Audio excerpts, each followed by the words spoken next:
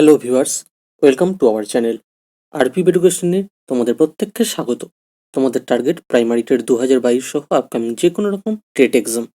আজকে আমরা একটা সাবজেক্টের অর্থাৎ বেঙ্গলি সাবজেক্টের একটা ট্রিক্স ভিডিও দেখব, অর্থাৎ সমার্থক শব্দ মনে রাখার কৌশল ভিডিও। তোমরা অনেকেই বলেছিলে যে বাংলা ব্যাকরণ কি করে মনে রাখতে হয়, তার ছোট্ট ছোট্ট পার্টে প্রত্যেকটি টপিকের উপর চেষ্টা করুন একটু ভিডিও দেওয়ার, তাহলে অনেকটা হেল্প হবে। তাই তোমাদের জন্য ফ্রি অফ কস্ট কিন্তু প্রোভাইড করে দেওয়া হবে সম্পূর্ণটাই, যেমন আমরা আগাগোড়াই করে আসছি। তো সমার্থক শব্দ এখানে বলে রাখি, আজকে সমার্থক শব্দের পার্ট 1 একটা সাবজেক্টের কিন্তু বিষয় একটা টপিকের উপর করে দিলে কিন্তু হয় না, এগুলো সমস্যা হয়। তোমাদের শেখাটা কৌশলটাই নেওয়াটা হচ্ছে আগে দরকার। কটা ভিডিও হচ্ছে সে বিষয়ে তোমাদের দৃষ্টিপাত না করলেও চলবে, কেমন? কারণ অনেকে বলে একটা ভিডিও, দেখো 1 ঘন্টা টানা কেউ ক্লাস করতে সচরাচর পারে না, সকলেরই সময়ের দাম আছে। এবার বলি, এটা পার্ট 1 ভিডিও। এরপর আজকে আমরা দেখবো একটা শব্দ দিয়ে আরেকটা শব্দ কি করে হতে পারে, এরকম লিঙ্ক। তারপরে আমরা দেখব, যেমন তোমরা প্রাইভেট টিউশনে ছোটবেলায় পড়েছিলে, আমরাও পড়েছিলাম, সেই কবিতা, গান, ছন্দের মাধ্যমে কি করে মনে রাখা যায় সেগুলোও কয়েকটা আমরা দেখব। এইভাবে যে যতগুলো পারি ট্রিক্স তোমাদের সামনে তুলে ধরবো, যেগুলো তোমাদের কাছে সহজ এবং বেস্ট হবে। দেখো, পৃথিবী কত মনে রাখবে না হলে, তাই না? এত সমার্থক শব্দ তো মনে রাখা সম্ভব নয়, এরকম প্রত্যেকটি টপিকেরই বলে দেওয়া হবে, চেষ্টা করা হবে অন্তত। পৃথিবীর সমার্থক শব্দ আমরা শুধু মনে রাখলে তার সঙ্গে আমরা পাহাড়টাও কিন্তু সহজে মনে রাখতে পারবো। এবার প্রশ্ন হচ্ছে, কি করে স্যার? পৃথিবী একটা আলাদা যে বিষয়, পাহাড় একটা আলাদা বিষয়, একই শব্দের কি করে 10টা শব্দ থাকলে এক হবে? হ্যাঁ, এক হবে। তোমরাও অনেকেই জানো, পৃথিবীর সমার্থক শব্দের সঙ্গে ধর শব্দটির শেষে যদি ধর ও ধর যোগ করে দাও, তাহলেই সেটা পাহাড় হয়ে যাবে। কি করে? তাহলে কি পৃথিবী ধর এরকম বিষয়? কিছুটা ওরকম, সবটা নয়। দেখো, পৃথিবীর সমার্থক শব্দটা প্রথমে দেখে নি। ভূ, অবনী, ধরণী, ধরা, মহী, মেদিনী, ক্ষিতি, পৃথ্বী, এরকম আরো অনেক আছে। ঠিক আছে, যেগুলো গুরুত্বপূর্ণ সেগুলি দেওয়া হয়েছে। এবার এর সঙ্গে প্রত্যেকটি শব্দের শেষে ধর যোগ করে দাও। দেখো, এখানে সহজে পাহাড় শব্দটা তাহলে পেয়ে যাবে। ভূয়ের সঙ্গে ধর যোগ করলে ভূধর, অবনী ধর, ধরণী ধর, ধরা ধর, মহী ধর, মেদিনী ধর, ক্ষিতি ধর, পৃথিবী ধর। দেখতে পাচ্ছ, পাহাড়ের সমার্থক শব্দ হয়ে গেল। দেখো, কখনো অনেকেই তোমরা এইভাবে অ্যানালাইজ করে দেখোনি, এগুলো নিজেদেরকে করতে হবে, সবগুলো বলে দেবলে তো হবে না। ঠিক আছে, নিজেদের চেষ্টাটা থাকবে না তাহলে। এবার দেখো, তাহলে এখানে মনে রাখবে পৃথিবীটা হয় পাহাড়টা মুখস্থ রাখবে, নয় পৃথিবীটা, সব থেকে সহজ হবে। আবার যদি বলো যে স্যার তাহলে পাহাড় থেকে পৃথিবী কি করে করবো, আমার ভূধরটা মনে আছে, ভূটা মনে নেই, দেখো শেষের ধরটাকে কেটে দেবে। তোমার ধরণী ধরটা পাহাড় মনে আছে আর কিচ্ছু মনে নেই, ধরটা কেটে দেবে, ধরণীটা পৃথিবী হয়ে যাবে। এটা উল্টোও হতে পারে, আবার এটাও এদিকে হতে পারে, একই ব্যাপার। ঠিক আছে, পৃথিবীর শেষে ধর বসাবে আর পাহাড়ের শেষ থেকে ধর কেটে দিলে সেটা পৃথিবী হবে, ব্যাস। একদম সিম্পল ব্যাপার একটা। এবার জল আর মেঘ, এই দুটো কি করে সহজে মনে রাখবে? যে কোনো একটা মনে রাখতে পারো প্রথমে। জল, নীর, অম্বু, বাড়ি, পয়, তোয়, এই কটা মনে রাখো। তার শেষে ধর, এখানেও তাই, একদম এক, ধর যোগ করে দাও। নীরধর, জলধর, অম্বুধর, বাড়িধর, পয়ধর, তৈয়ধর, তাহলেই হয়ে যাচ্ছে এটা মেঘ। অর্থাৎ জলের শেষে ধর যোগ করলে মেঘ, আর মেঘের শেষে, মেঘের সমার্থক শব্দের শেষে ধরটা কেটে দিলে হয়ে যাচ্ছে সেটা জল। তাহলে ধর এই কথাটার সঙ্গে মনে রাখবে এই চারটে: পৃথিবী, পাহাড়, জল, মেঘ। পেয়ার জোড়াগুলো মনে রাখবে, এগুলো হচ্ছে ধর দিয়ে মনে রাখতে হবে, এই দুটো হচ্ছে ধর দিয়ে মনে রাখবে, ব্যাস। তাহলে সিম্পল, যে কোনো একটা মনে রাখবে তাহলেই হবে। এবার দেখো, এগুলো সহজ ট্রিক্স, এইভাবে করলে কি হয়, এত মুখস্থ করতে হবে না, সহজেই দুবার রিডিং করলে পেয়ে যাবে। এবার দেখো, নিধি, নিধি এতক্ষণ আমরা ধর দিয়ে পেলাম, এবার আমরা নিধি দিয়ে দেখব। নিধি শব্দটা কি? কোন একটি শব্দের শেষে নিধি বুঝিয়ে দিলে কি হয়, সেটা সমুদ্রের সমার্থক শব্দ হয়ে যায়। অর্থাৎ জল শব্দের সমার্থক শব্দের সঙ্গে যদি একটু আগে আমরা কি পেলাম, সমুদ্র, জল আর মেঘ পেয়েছি। এবার জল থেকে আর কি কি আসছে, দেখো জল থেকে মেঘ পেয়ে গেলাম, এবার জল থেকে আমরা এখানে কি পাচ্ছি, সমুদ্র পেয়ে যাচ্ছি। দেখো, জলের একটা কি জানি আমরা, নিধি। এবার দেখো, জলের সঙ্গে নিধি যোগ করে দাও, সেটা হয়ে যাবে সমুদ্র। নীরের সঙ্গে নিধি, সেটাও সমুদ্র। অম্বু নিধি, বাড়ি নিধি, পয়নিধি, তয়োনিধি। এবার প্রশ্ন যদি আসে যে সমুদ্রের একটা তোমার মনে আছে, হয়তো পয়নিধি, এটা তোমার মনে আছে।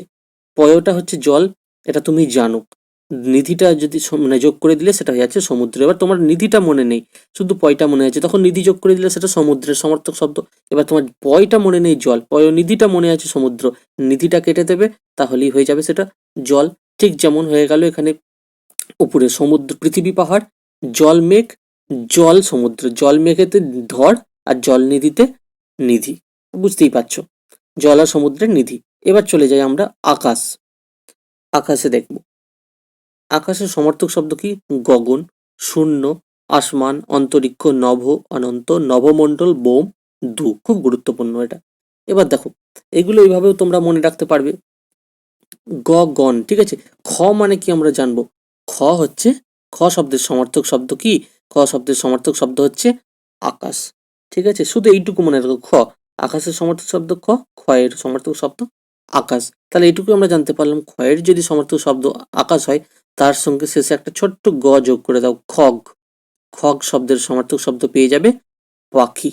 দেখো, এটা খগ শব্দ তোমাদের মুখস্থ করতে হতো, কিন্তু এখন খটা শুধু মনে রাখলেই হবে। খ হচ্ছে আকাশ, গ যোগ করে দিলে সেটা হচ্ছে পাখি, ঠিক আছে। তাহলে এখানে বুঝতে পারছো। তাহলে এছাড়াও তোমরা এগুলো মনে রাখবে, এই কটা তোমাদেরকে মনে রাখতে হবে, এগুলো খুব গুরুত্বপূর্ণ। আরো টিক্সের সাহায্যে হয়তো পরবর্তীতে পাবে। ক্ষয়ের সঙ্গে যোগ করে দিলে খগ। এবার দেখো, পবন আমরা পেলাম, পবন আর পাবন। পবন মানে হচ্ছে কি?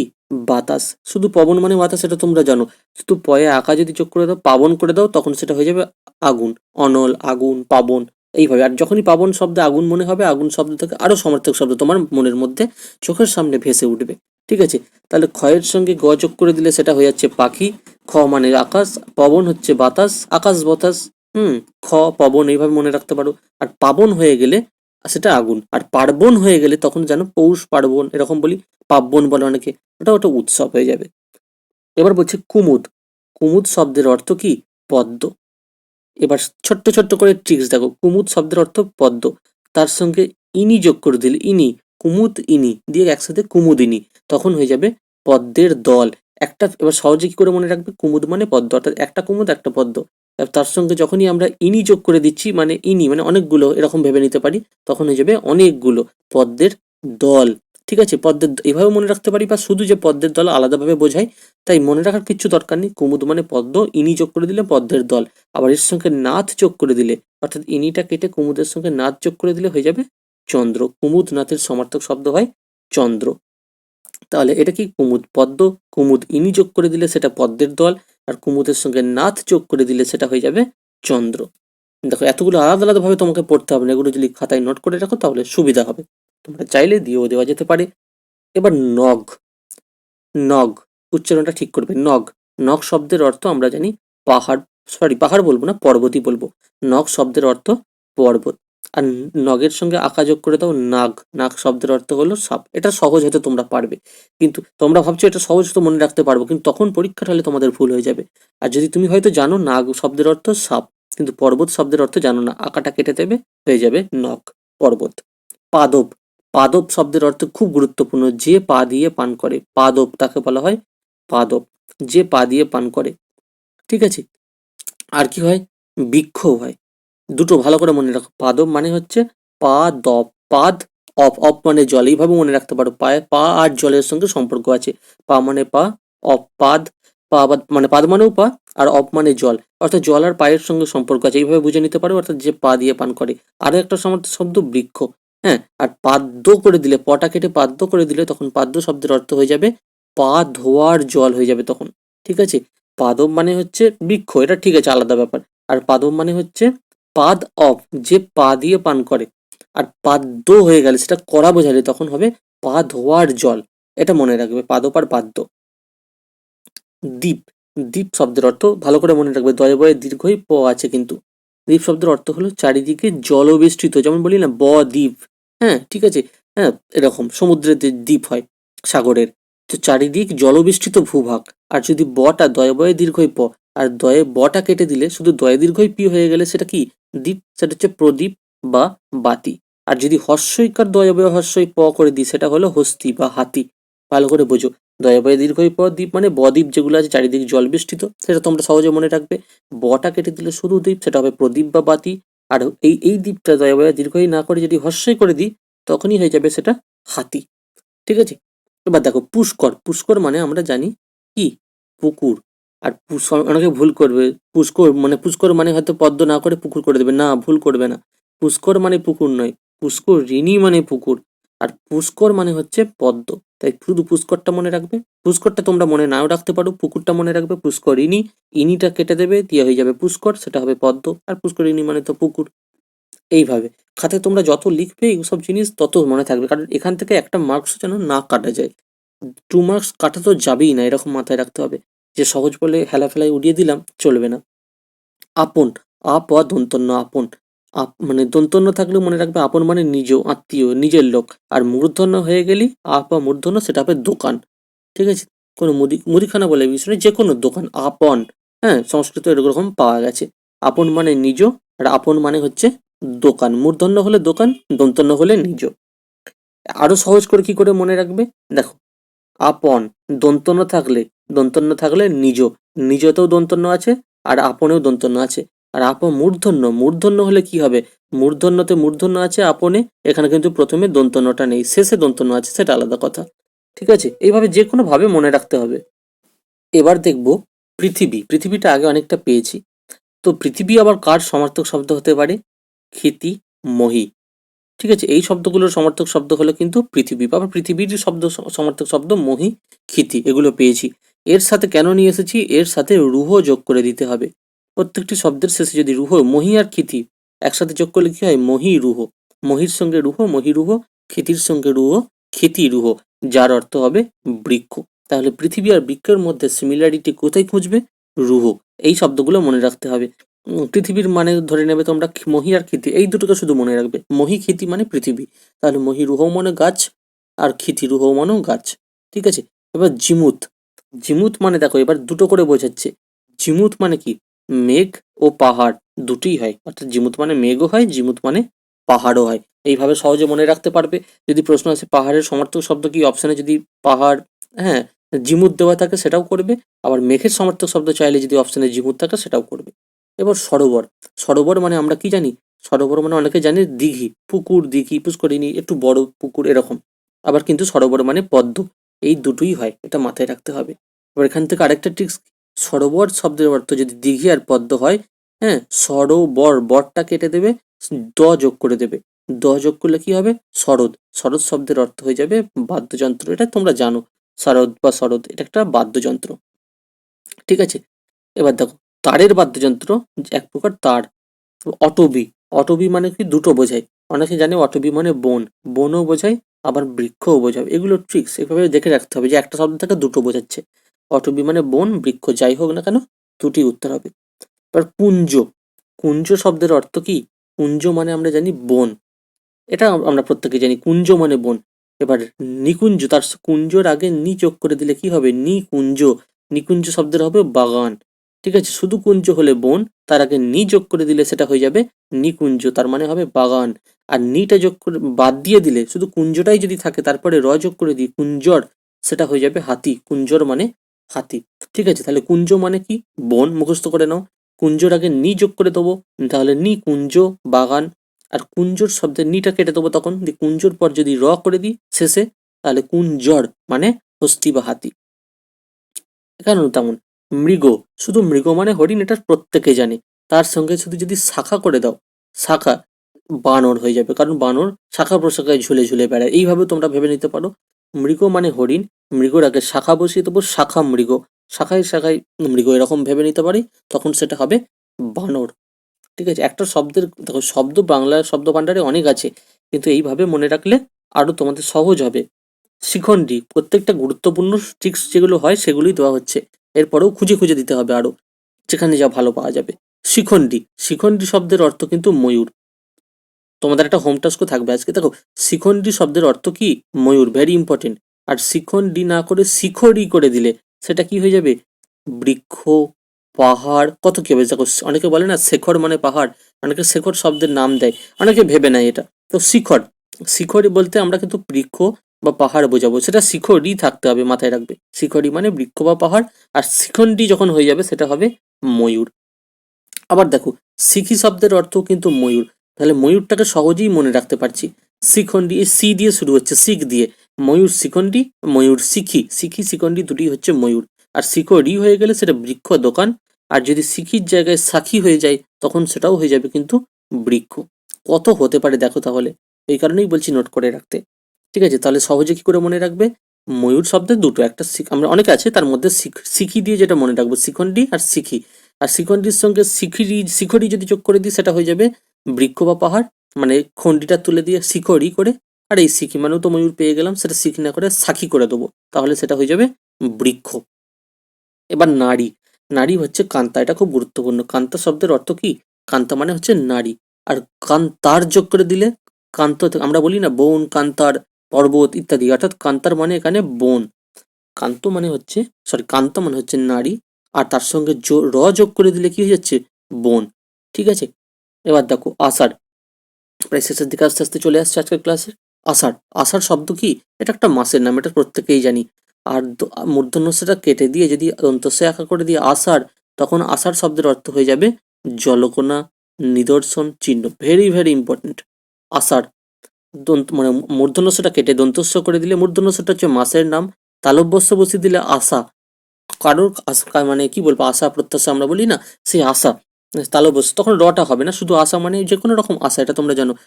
আকাঙ্ক্ষা, আশা মানে আকাঙ্ক্ষা, আর দন্তস্য হয়ে গেলে আশার তারপর রটা থাকবে জলকোনা, নিদর্শন, চিহ্ন। এবার দেখো গুরুত্বপূর্ণ একটা ভূ, একটু আগেই পেলাম, পৃথিবীর অনেক কিছু পেয়ে গেছি, মহি ক্ষিতি, যে মহিধর, ক্ষিতিধর, সেটাও পেয়ে গেছি ওখান থেকে। আর একটা কি বোঝায় আশা করি মনে রাখলে কমেন্টে জানাতে পারো। দেখো একটু আগেই পেয়েছি আমরা, এই যে উপরে দেখার যাবে মহিরুহ, ক্ষিতিরুহ, মহিধর, ক্ষিতিধর। ঠিক আছে, বৃক্ষ হয়ে যাবে সেটা, মহিধর, ক্ষিতিধর, বৃক্ষ। আর মহিরুহ কি সেগুলো তো তোমরা জানোই, বৃক্ষই।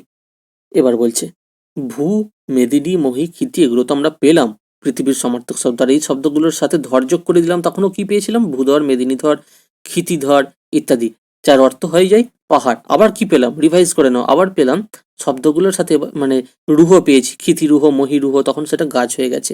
এবার বলছে শব্দগুলোর সাথে যদি পাল, নাথ, পতি এই শব্দ যোগ করে দেওয়া হয়, পাল, নাথ আর পতি যদি যুক্ত করা হয়, যেমন ভূপাল, পাল দিয়ে, পতি যোগ করলে ভূপতি, হ্যাঁ, আবার পাল যোগ করলে মহিপাল, আর নাথ যোগ করলে কি? ক্ষিতিনাথ, মহিনাথ, আর পতি যোগ করলে ক্ষিতিপতি। হ্যাঁ, তো কি হবে এই উত্তর? এই উত্তরগুলো রাজা, কারণ রাজার বিশেষণ বোঝায়। আমরা দেখবো অনেক রাজা আছে, ভূপাল, ভূপতি, মহিপাল, মহাধিরাজ, এরকম অনেক কিছু থাকে না? তাহলে সেই শব্দগুলোর সঙ্গে, অর্থাৎ কোন কোন শব্দ? পাহাড়ের যে সমার্থক শব্দ, যেমন ভূ, মেদিনী, মহি, ক্ষিতি, এর সঙ্গে যোগ করে যেমন ভূধর, মেদিনীধর, মহিধর, ক্ষিতিধরও পেয়েছি, তখন এই শব্দগুলির শেষে, অর্থাৎ ভূ, মেদিনী, মহি, ক্ষিতি, এইগুলোর সঙ্গে, সবগুলো নয়, এই ভূ, মহি, ক্ষিতি এইগুলো যদি মনে রাখতে পারো, তাহলে পাল, নাথ, পতি যোগ করে দিলে সেটা হয়ে যাবে রাজার বিশেষণ। ভূপাল, মহিপাল, ক্ষিতিপাল, আবার ভূপতি, হ্যাঁ, ক্ষিতিপতি, আবার মহিনাথ, ক্ষিতিনাথ, সবগুলো নয় কিন্তু কিছু কিছু মনে রাখতে হবে। এরকম থেকে বুঝতে পারবে ক্ষিতিনাথ, ক্ষিতিপতি, ক্ষিতিপাল, এই তিনটে একসাথে মনে রাখবে। মহিপাল, মহিনাথ শুধু এই দুটো, আর ভূপাল, ভূপতি এই দুটো, এইভাবে মনে রাখতে হবে। একদম বিশ্লেষণ করে দিচ্ছি, কারণ এটা ক্লাস মানে ক্লাস, পরিষ্কার কথা, তোমাদেরকে বোঝানোটাই হচ্ছে এখানে উদ্দেশ্য। প্রভা, প্রভা, কিরণ, অংশু, বিভা, ময়ূখ, এই শব্দের অর্থ কি? রশ্মি বা আলো। কারণ আমরা প্রভা মানে আলোর প্রভা, কিরণ মানেও আলো, হ্যাঁ, বিভা মানেও তো আলো। এবার অংশু আর ময়ূখ হচ্ছে গুরুত্বপূর্ণ, অংশু আর ময়ূখ হচ্ছে এখানে রশ্মি বা আলো, এগুলো মনে রাখতে হবে। যদি রশ্মি বা আলো মনে না রাখতে পারো, তাহলে জানবে প্রভা, কিরণ যদি রশ্মি আলো হয়, অংশু, বিভা, ময়ূখ এগুলো রশ্মি বা আলো। ঠিক আছে, এইভাবে মনে রাখবে। এবার এই শব্দগুলোর সঙ্গে দেখো, যদি এগুলো একান্তই মনে না রাখতে পারো, তাহলে এই শব্দগুলোর শেষে এইগুলো দেওয়া হচ্ছে, সেই কারণে কর বা মালি যোগ করে দিতে হবে যে কোনো, তাহলে দেখো মনে থাকবে। দুটো, একটা ভুলে যেতে পারো, দুটোর মধ্যে একটা না একটা মনে থাকবেই। ঠিক আছে, প্রভার সঙ্গে যোগ করে দিলে কি হয়? প্রভাকর, যার অর্থ সূর্য।